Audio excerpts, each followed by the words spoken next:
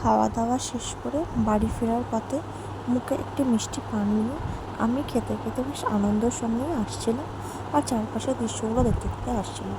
দেখো তোমাদেরকে দেখাই, আমাদের এখানে এখনও মাটির বাড়ি একটা রয়েছে। এই দেখো একটা মাটির বাড়ি, ঠিক আছে।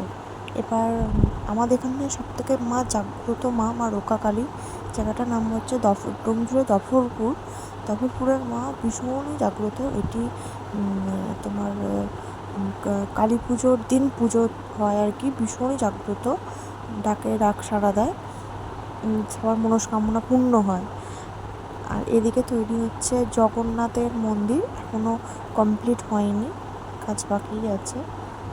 বেশ রাস্তা ফাঁকা ফাঁকাই ছিল, দুপুরবেলা তো আমরা মজা করেই খুব আসছিলাম। আর খুব একটা বেশ গরম ছিল না, ঠান্ডা ঠান্ডা ওয়েদারই ছিল, কারণ বলেইছিলাম খানিকক্ষণ আগে বৃষ্টি হয়েছিল তো।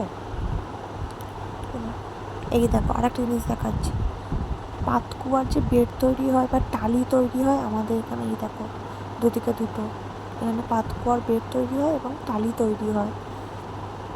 তোমার সঙ্গে শেয়ার করলাম।